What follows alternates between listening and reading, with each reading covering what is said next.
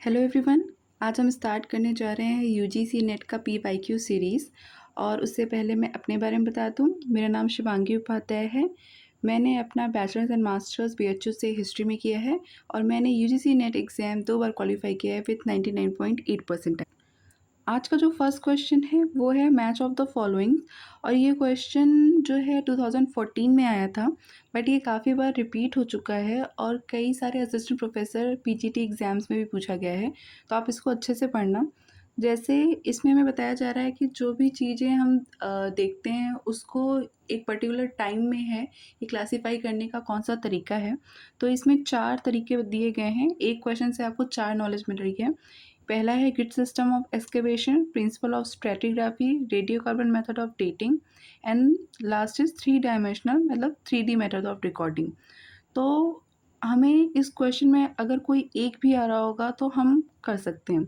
सबसे इजी है हमारा और सबसे इम्पॉर्टेंट हम कोई भी कहते हैं तो हम कार्बन डेटिंग या radio carbon method of dating से हम हमेशा पढ़ते हुए आए हैं कि हमें किसी चीज़ की एज या किसी भी पैलियोलिथिक टूल्स की या कोई नीलिथिक टूल्स की अगर हमें एज फाइंड करनी है तो हम कार्बन डेटिंग का सहारा लेते हैं। तो इसकी जो शुरुआत थी इसका जो मेथड था वो दिया गया था FW लिबी के द्वारा। हमारा radio carbon method of dating अगर हम FW लिबी को देते हैं तो मतलब C का फोर्थ, तो क्या C का फोर्थ किसी और में है? B में है और किसी में नहीं है। तो हमारा ये हो गया आराम से बी आंसर। तो हम देख लेते हैं बाकी सब भी। ग्रिड सिस्टम ऑफ एक्सकेवेशन हो गया REM wheeler, Mortimer wheeler. Principle of stratigraphy हो गया हमारे थॉमस जेफरसन। और radio carbon FWP। 3D method हमारा हो गया पिट रिवर्स का। नेक्स्ट क्वेश्चन भी काफ़ी इंटरेस्टिंग है कि नियोलिथिक मैन जो है वो अंडरग्राउंड, नियोलिथिक मैन आप कह सकते हो नवपाषाण युग, नवपाषाण युग के लोग अंडरग्राउंड प्लेस बना के मतलब गड्ढे बना के गर्त आवास बना के कहाँ रहते थे? तो कश्मीर में रहते थे। आपने बोझोम का नाम सुना होगा। नेक्स्ट हमारा जो क्वेश्चन आ जाता है वो हड़प्पन पीरियड ऑफ से आ जाता है।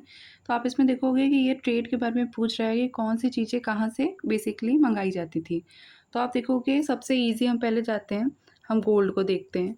तो गोल्ड पे तो मूवी भी आ गई है KGF, तो मतलब ये डेक्कन का टाइम का है, डेक्कन के तरफ का है। हम इसको लगा देते हैं।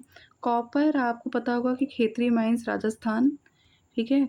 शेल जो है, शेल जहाँ भी रहेगी अगल जो है उसके आसपास कोई समुद्र होगा, ओशियन होगा। तो अफ़गानिस्तान तो एक लैंडलॉक कंट्री है। कच्छ गुजरात में है, ऑफ कोर्स इसके बगल अरेबियन सी है, तो यहाँ से आएगा। और लेपिस लाजुली बचता है, वो हो जाता है अफ़गानिस्तान। तो क्या हो जाएगा आंसर हमारा? ए का 2। ए का 2 आप देखिए 2 जगह है। फिर शेल 3, उसके बाद गोल्ड हमारा डी का 1। तो हमारा आंसर क्या हो जाएगा? डी। ये क्वेश्चन भी हमारा हड़प्पन सिविलाइजेशन से ही है। तो इसमें पूछा जा रहा है कि ऐसा कौन सा वेपन्स है या कौन सा हथियार है जो नहीं मिला है हड़प्पन कल्चर में। तो क्या bows and arrows, swords, shields, helmets, हाँ, इनमें से क्या नहीं मिला है? तो आपको अगर पता होगा तो पूरे हड़प्पन सिविलाइजेशन में हमें कहीं पे भी युद्ध के इतने ज़्यादा साक्ष्य या हमें इतनी ज़्यादा फैक्ट्स या कोई भी हमें एविडेंस नहीं मिला है। हमें वहाँ पे सिर्फ एक चीज़ मिली है, वो है बोज एंड एरोज, मतलब तीर एंड कमान। तो ये बाकी तीनों चीज़ें ऑटोमेटिकली तो हमें नहीं मिली है। तो इस क्वेश्चन का आंसर कि हमें क्या नहीं मिला है, तो ये 2, 3, 4, हमें तलवार नहीं मिली है, हमें शील्ड नहीं मिली है, हमें हेलमेट नहीं मिला है।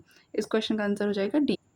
नेक्स्ट क्वेश्चन हमारा एंशिएंट का ही है और ये हड़प्पन से आगे आके हम ऋग्वेदिक में आ गए हैं। तो आप ये देखोगे कि वैदिक पीरियड में ये पूछ रहे हैं कि कौन से ऐसे प्रीस्ट हैं जो सुपरवाइज करते हैं परफॉर्मेंस ऑफ सैक्रिफाइस। तो आप सबको पता होगा कि ये हमारे 4 वेद हैं, उनमें से यजुर्वेद में जो भी हमारे इस सैक्रिफाइस रिचुअल्स हैं, जो भी क्या कहते हैं बलिदान वगैरह के बातें हैं, जो भी इसमें मंत्र हैं, वो सब यजुर्वेद में बताया गया है। तो अगर आप देखोगे तो इस क्वेश्चन में बहुत लोग कंफ्यूज हो सकते हैं कि इसमें पूछा गया है कि सुपरवाइज कौन करता है। तो सुपरवाइज ब्रह्मा करते हैं, लेकिन फिजिकली परफॉर्म कौन करता है? तो अध्यर्वु करते हैं। तो इस क्वेश्चन के अकॉर्डिंग जो आपका आंसर होगा वो हो जाएगा ब्रह्मा। इस क्वेश्चन को अगर आप ध्यान से देखोगे, जो हमारा नेक्स्ट क्वेश्चन है, तो इसमें हमें फिर से 4 बातें पता चल रही हैं, श्रौतसूत्र, गृह्यसूत्र, धर्मसूत्र एंड सुलभसूत्र। तो आप ये क्वेश्चन जो है रिपीट होने के चांसेस बनते हैं, बल्कि ऐसा नहीं आएगा कि सेम टू सेम ऐसे ही पूछ लेगा। बट ये हाँ, हो सकता है कि कल को आपको अलग से केवल श्रौतसूत्र पूछ ले या सुलभसूत्र पूछ ले। तो इसमें से हम सबसे पहले ईज़ी वाला ढूँढते हैं। तो गृह्यसूत्र में तो हमें पता चल रहा है कुछ घर से रिलेटेड काम है, तो घर से रिलेटेड क्या हो सकता है? Domestic rights. उसके बाद हमारा धर्मसूत्र आता है। धर्मसूत्र क्या हो जाएगा हमारा? धर्म और लॉ। जो सबसे इम्पोर्टेंट है वो श्रौत सूत्र और सुलभ सूत्र है। तो ये सुलभ सूत्र एक बार एमपी असिस्टेंट प्रोफेसर एग्जाम में भी आया है। तो सुलभ सूत्र क्या होता है हमारा? ये फायर एल्टर्स जो भी हमारे हम जिसमें बलिदान देते हैं अग्नि वेदिका, उसको मापने का काम करता है। और श्रौत सूत्र है हमारा रूल्स रिलेटिंग टू सेक्रीफाइसेस, कि क्या हमारे बलिदान के रिलेटेड क्या क्या रूल्स हैं। तो अब इसके अकॉर्डिंग क्या हो गया हमारा? श्रौत सूत्र हो गया 2, ए का 2 किस में है? फर्स्ट में है। और ये हमारा आंसर क्या हो गया? फर्स्ट। ये नेक्स्ट क्वेश्चन तो काफ़ी इंटरेस्टिंग है। इसमें पूछा जा रहा है कि पहले मैथमेटिशियन कौन थे जिन्होंने करेक्ट वैल्यू ऑफ पाई दी थी। तो इस पे तो कई सारे अब गाने वाने भी बन गए हैं। तो ये बहुत ईजी है, आप लोग इसको जानते भी होंगे और ये बहुत फेमस भी हैं। तो आर्यभट्ट वन ने ये दिया था। ये आर्यभट्ट 2 है, इसको 2 कर लीजिएगा। नेक्स्ट क्वेश्चन में हमें दिए गए हैं 4 बातें और हमसे पूछा जा रहा है कि ये किस चीज़ से रिलेटेड है। तो आप इसमें देखना, सूर्य सिद्धांत किसने लिखा है? ये लिखा है आर्यभट्ट ने। हम सबसे ईजी वाला जाते हैं। तो हमारा ए का 3 2 में है, ठीक है? तो 3 और 4 तो कैंसिल हो गया। फिर हम आता है पुद्गल। तो पुद्गल आप देखोगे तो जैनिज़्म में एक कॉन्सेप्ट है। जब मैं जैनिज़्म पढ़ाऊँगी तो वहाँ पे डिटेल से बताऊँगी। तो पुद्गल जो है वो हमारा जैनिज़्म में कॉन्सेप्ट है। तो बी का 4th आ गया। तो हमारा आंसर हो गया 1। होरा शास्त्र क्या है? ये ग्रीक आई थिंक एस्ट्रोनॉमी है। ये ग्रीक एस्ट्रोनॉमी से रिलेटेड चीज़ है। और एरेटाइन वेयर रोमन जो होता है बेसिकली कप होता है, आप बर्तन तरह का कह सकते हो। ये रोमन से रिलेटेड है। नेक्स्ट जो हमारा क्वेश्चन है वो पूछ रहा है कि कौन से ऑफिशियल्स किस डिपार्टमेंट को संभालते थे। तो सबसे आप देखोगे लक्षणा अध्यक्ष, सीता अध्यक्ष, पोटा अध्यक्ष, पन्या अध्यक्ष। आपको कुछ नहीं आ रहा है, सबसे इजी वाले पे हम जाते हैं। हम सीता अध्यक्ष पढ़ते हैं। तो सीता अध्यक्ष क्या हो सकता है? तो आप इस तरह से देख याद कर सकते हो कि सीता जी कहाँ से उनका जन्म हुआ था? वो धरती से आई थी। तो सीता जी अगर ये वाला कॉन्सेप्ट याद रहेगा तो सीता अध्यक्ष जो भी रहेगा वो कुछ लैंड से रिलेटेड रहेगा, कुछ एग्रीकल्चर से रिलेटेड रहेगा। तो ये आ गया सीता अध्यक्ष हमारा सुपरिटेंडेंट ऑफ एग्रीकल्चर। तो बी का 3 कहीं पे दिया है? 2 जगह दिया है बी का 3, ठीक है? तो हमें कुछ और भी देखना पड़ेगा। तब हमारा आता है पन्य अध्यक्ष। पन्य अध्यक्ष क्या होता है? तो आपने सुना होगा पनीट्स के बारे में, और क्या कहते हैं बहुत सारे हमारे पे ट्रेड गिल्ड्स हुआ करते थे। तो आप उस तरह से अगर इनको जोड़ पाओ तो पन्याध्यक्ष हमारा हो जाएगा कॉमर्स, व्यापार से रिलेटेड। और लक्षणाध्यक्ष हो जाएगा हमारा मिंट से, मतलब जो भी हमारे टकसाल होंगे। और दूसरा पोटा अध्यक्ष जो हो जाएगा वो सुपरिटेंडेंट ऑफ वेट, माप और तौल का। तो कौन सा आंसर हो गया? हमारा आंसर हो गया बी। इसमें पूछ रहा है कि कौन सी ऐसी रॉक इंस्क्रिप्शन है जो बताती है कलिंग वॉर के बारे में। तो एनडीए ने ये क्वेश्चन पूछा था। वैसे तो इस ऑप्शन के हिसाब से देखें तो जौगड़ा और धौली दोनों ही बताता है, दोनों ही उड़ीसा में है। लेकिन अगर आप ऐसे याद रखोगे तो मेजर रॉक एडिक्ट जो 13 है वो बहुत अच्छे से बताती है कलिंग वॉर के बारे में। और कलिंग वॉर कौन सा वॉर? जिसके बाद अशोक का हृदय परिवर्तन हो गया था और वो फाइनली बुद्धिज़्म में आ गए थे। नेक्स्ट क्वेश्चन आता है हमारा सातवाहन डायनेस्टी के बारे में। ये पूछ रहे हैं कि लास्ट रूलर कौन था सातवाहन डायनेस्टी का। तो लास्ट रूलर था हमारा पुलमावी 4th। पर सातवाहन डायनेस्टी को इस्टेब्लिश किसने किया था? वो किया था सिमुक ने। देखो ये क्वेश्चन जो है हमारा कि कौन सी टेरिटरीज़ को या कौन सी ऐसी जगह है जहाँ पे चंद्रगुप्त ने रूल नहीं किया था। प्रयाग, वैशाली, साकेत, मगध। तो ये आपको तभी याद होगा जब आप मैप देखे रहोगे। आजकल ये ट्रेंड बहुत बढ़ गया है कि मैप से क्वेश्चन आ रहे हैं। वो बता देता है कि आप बताओ कि कौन सी जगह, वो शेरशाह का भी पूछा था। अभी 1-2 साल पहले, और एंशिएंट से भी पूछता रहता है, 16 महाजनपद से भी पूछता रहता है कि आपको जगह पता होनी चाहिए। तो ये आप जब तक डिटेल में नहीं पढ़ोगे तो आपको नहीं याद होगा। इसमें से जो आपका आंसर है वो है वैशाली। ये क्वेश्चन तो आपको बहुत सारे टीचिंग एग्जाम में दिख जाएगा कि saint Thomas come to India for the propagation of Christianity during the reign of, मतलब सेंट थॉमस क्रिश्चियनिटी को बढ़ाने के लिए किसके शासन के काल में आए थे?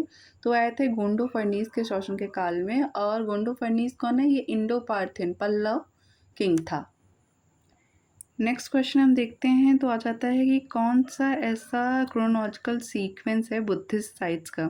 तो ये सारे हमारे क्या हैं? स्तूपास हैं, हम इनको जानते हैं, पर हमें ये नहीं पता है कि ये कब, कौन सा पहले बनवाया गया, कौन सा बाद में। तो अगर हम इसमें देखें तो सबसे पहले सांची बनवाया गया था। सांची जो है हमारा अशोक के टाइम पे बनवाया गया है, मौर्यन पीरियड में। अमरावती हमारा उसके बाद सातवाहनम पीरियड में।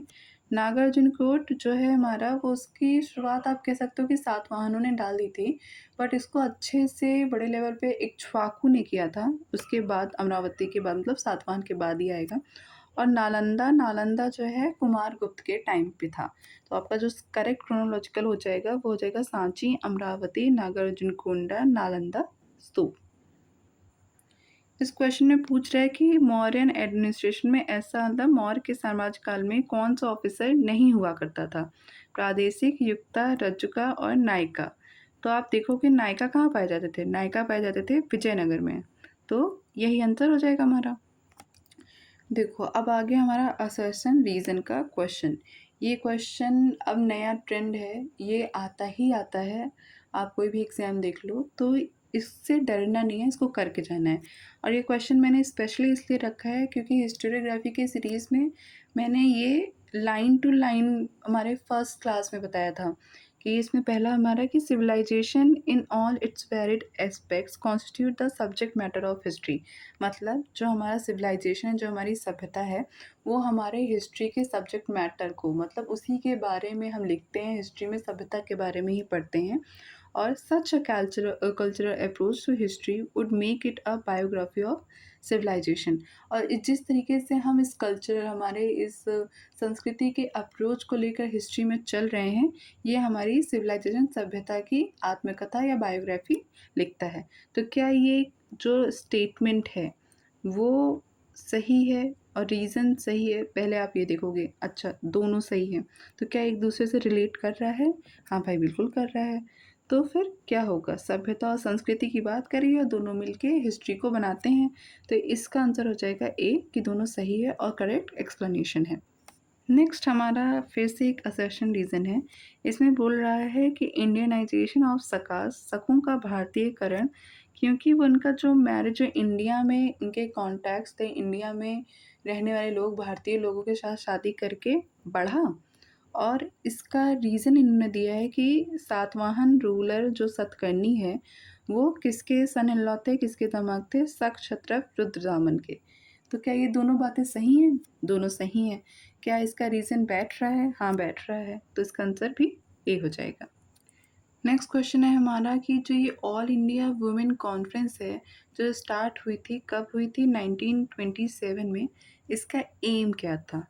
तो क्या एजुकेशन बढ़ाना था, या लेजिस्लेचर में पार्टिसिपेट करने के लिए क्या था? क्या उनके रोजगार के लिए था? क्या उनको वोट दिलाने के लिए था? तो आप देखोगे सबसे बेसिक चीज़ तो हमारी भाई शिक्षा हो गई। अगर यही नहीं मिलेगा तो इन सब का हम क्या करेंगे? ये मिल जाएगा ऑटोमेटिकली, इसके बारे में अवेयरनेस आ जाएगी। तो हमारा ये जो वुमेन कॉन्फ्रेंस था वो शुरू होता है वुमेन एजुकेशन को प्रमोट करने के लिए। नेक्स्ट क्वेश्चन बात कर रहा है कि कौन सी ऐसी महिला थी जो लंदन गई थी फीमेल फ्रेंचाइज की बात करने के लिए, मतलब स्त्री मताधिकार की बात करने के लिए।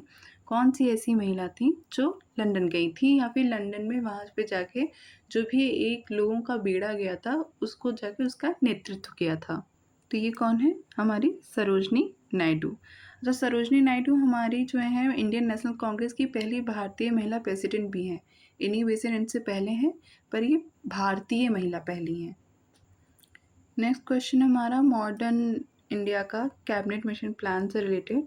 ये कौन सी बातें इसमें सही नहीं है?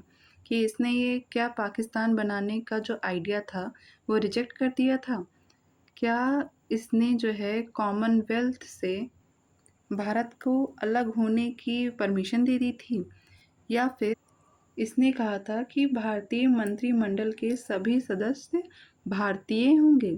और लास्ट है हमारा कि इसने कम्युनल रिप्रेजेंटेशन मतलब सांप्रदायिक प्रतिनिधित्व को गुंजाइश दी थी या स्कोप दिया था। तो भाई यही नहीं किया था उसने, इसने कम्युनलिज्म के रिप्रेजेंटेशन को स्कोप नहीं दिया था।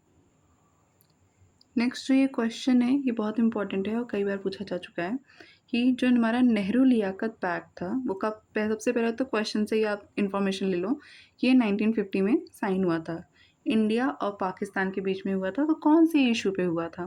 तो आप 1950 पे देखोगे तो क्या हो रहा था 1950 में? हमारी मोस्टली जितने भी पार्ट ए है, पार्ट बी है, पार्ट सी है बन गए थे स्टेट्स के। पाकिस्तान से काफ़ी लोग यहाँ आ गए थे, यहाँ के काफ़ी लोग पाकिस्तान में चले गए थे। तो उसके बाद बहुत सारी चीज़ें, बहुत सारे इश्यूज़ क्रिएट हुए थे। भाई उनके रहने की जगह, खाने की जगह, वो अपनी-अपनी प्रॉपर्टी छोड़ कर आए हैं, तो बहुत सारी प्रॉब्लम्स हो गई थी। और कुछ लोग जो वहाँ पे ही रह गए, वो वहाँ पे माइनॉरिटी बन गए। सेम चीज़ यहाँ पे भी हुई। तो उनके प्रोटेक्शन के लिए ये बात की गई थी और ये पैक्ट साइन किया गया था। तो फर्स्ट ऑप्शन। ये आ गया हमारा क्वेश्चन पोस्ट इंडिपेंडेंस इंडिया का कि पंचायती राज जो है हमारा वो कहाँ पे इंट्रोड्यूस हुआ था? तो ये हुआ था राजस्थान में नागौर ज़िलों में हुआ था। ये क्वेश्चन ये तो बहुत फेमस है। तो आपको स्टेटमेंट बेस्ड वाइज क्वेश्चन भी दे देंगे कि कोई स्टेटमेंट पर्टिकुलर देंगे और कहेंगे ये किसने बोला है। और इसमें है कि जो ओरिएंटल लर्निंग है, मतलब ये जो प्राच्यवादी लर्निंग है, ये यूरोपियन लर्निंग से कम थी, इन्फीरियर थी। तो ये किसने कहा है? एक ही हो सकते हैं, लॉर्ड मैकॉले। इन्होंने ही कहा था कि यूरोपियन लाइब्रेरी में जो केवल एक शेल्फ है, एक अच्छी यूरोपियन लाइब्रेरी की जो शेल्फ है, उन सब से ज़्यादा अच्छी है पूरे इंडिया के बुक या लाइब्रेरी को मिला के। तो वो इंडिया की ओरिएंटल लर्निंग को या इंडिया की लर्निंग को इतना कमतर आंकते थे। किसको हम नियो नेशनलिस्ट कहते थे? नियो नेशनलिस्ट का मतलब हो जाएगा हमारा नव राष्ट्रवादी।